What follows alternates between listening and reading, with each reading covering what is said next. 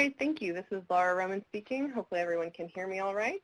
And thank you so much for joining today. I'm going to dive right into the presentation. Our presentation is divided into 3 parts.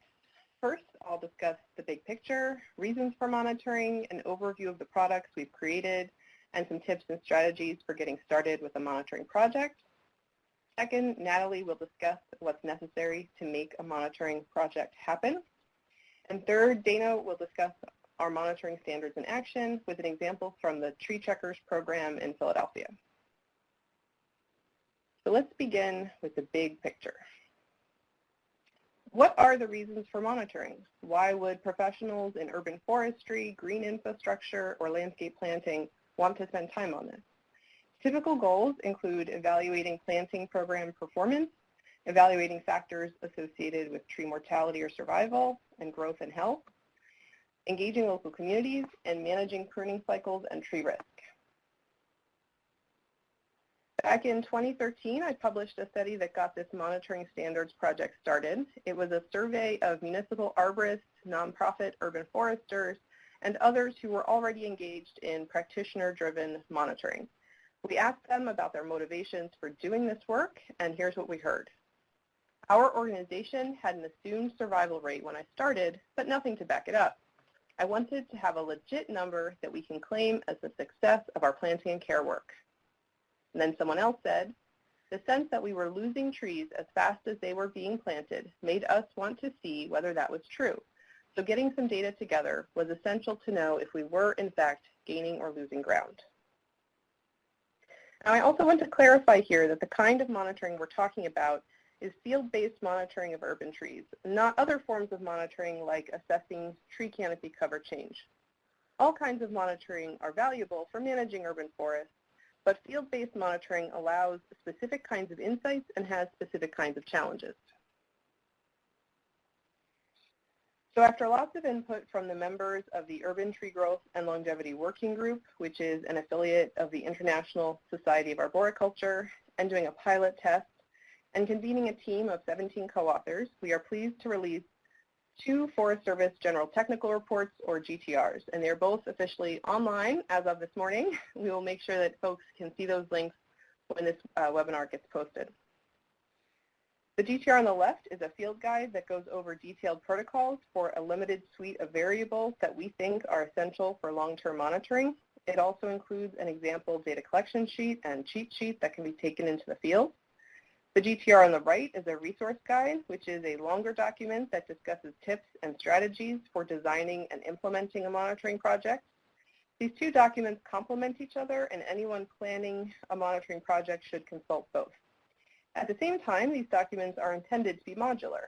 Some people may just want to follow our trunk diameter protocols in the field guide, while others might want to make use of our tips for managing field crews in the resource guide. Natalie and I and our co-authors have decades of experience with tree monitoring in both urban and rural settings, and these guides are the kind of resources we wish were available to us when we first got started.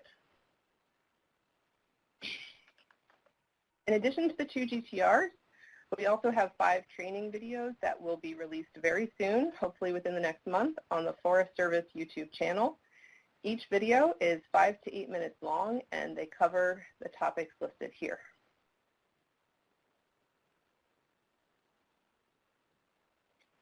Some of you in the audience today may be wondering, how are these products different? There's already many tree inventory systems out there, and of course the Forest Service has developed the iTree suite of tools related to ecosystem services. Well, the main point of difference is that our products are exclusively focused on longitudinal tree data. Longitudinal means repeated observations on the same individual trees over time. For example, the specific protocols we use for diameter at breast height, or DBH, are intended to enable precise remeasurement for trunk growth assessment, which is not typical in most urban tree inventories. And our resource guide includes lengthy guidance on issues like structuring longitudinal databases, something that isn't dealt with in a typical one-time inventory. And like I already mentioned, we were also informed throughout this process by the perspectives of urban forestry professionals through the Urban Tree Growth and Longevity Working Group. I was the chair of this group for several years, and Natalie is the current vice chair. Some of the feedback that we received is that the monitoring guidelines and standards need to be flexible enough to accommodate different needs from different towns and programs. This is part of why I call our products resources and guidelines rather than tools. We don't have one single app that will work for everybody. For instance, some cities may have proprietary software that they already use for workflow management, maybe Esri Collector or software made by an urban forestry firm.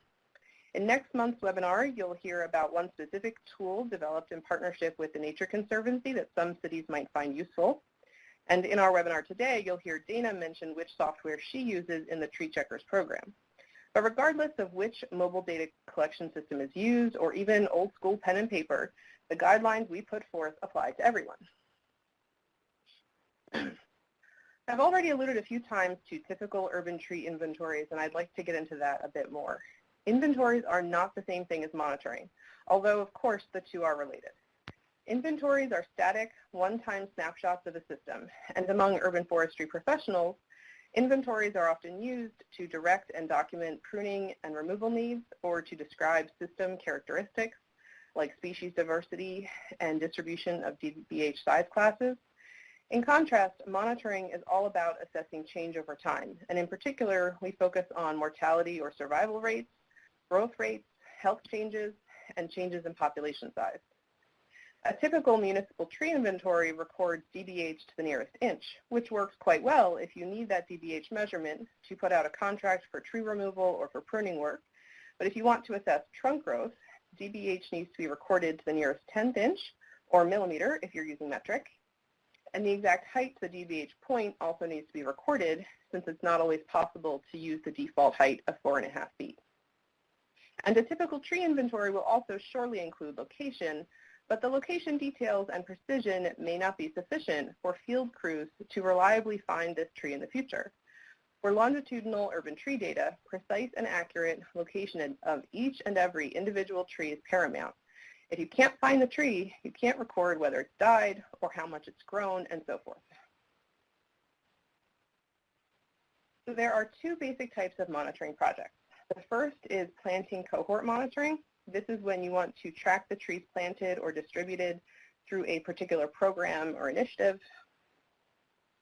The second type is multi-age inventory monitoring. This is when you want to track all of the trees in a particular geographic area or in a specific part of the urban forest, regardless of how old the trees are or who planted them. A repeated inventory or census of all street trees in a city or all trees on a college campus, these are examples of multi-age inventory monitoring. And in the bottom right corner of this slide, I've noted where we address this topic in the resource guide, and you'll see that kind of thing again on later slides. For both types of monitoring, you need baseline records, which are the first point in time for a given monitoring project. With planting cohort studies, the baseline records are the planting records. For multi-age inventory monitoring, the baseline records are the first inventory or census. The baseline records have to be designed for monitoring. If monitoring is an afterthought, you might discover that it's really hard or even impractical to collect longitudinal data. And let me give you an example. Say that you have street tree planting records and you want to go back to those trees 5 years later. But the planting records include some trees which weren't planted, maybe because of an underground infrastructure issue that wasn't known ahead of time, or maybe some issue with the residents, but the fact that the trees weren't planted didn't get recorded in your database. Let's say that you also sometimes had multiple trees per property, but the only location data you have is address, nothing more to distinguish each individual tree. Maybe there was even another staff person present who created these planting records, and so now it's really tough to clean up these issues and then use the baseline records for field monitoring. Our central point here is simply to think ahead and make sure that the records are constructed with monitoring in mind. I'd like to give some examples of our field guide in action. The projects listed here used earlier drafts of our field guide protocols and adapted them to local needs. Clark University researchers collaborated with the Massachusetts Department of Conservation and Recreation to monitor yard trees planted across 6 towns. That's the top picture. Forest Service researchers, including Rich Hallett, Michelle Johnson, and myself, worked with the Nature Conservancy to establish permanent street tree plots in Philadelphia and New York City. Other agency researchers, including Natalie van Doorn, use the protocols in the Climate Ready Trees project in California, and that's the bottom picture of those experimental plantings. And we also have a colleague at the University of California, Davis, who used our field guide to train undergraduate students in tree measurement techniques. Our field guide goes over the protocols for a limited suite of variables, which we call the minimum data set. This list before you has all the variables, and Natalie will be going over in a bit more detail the variables highlighted in red.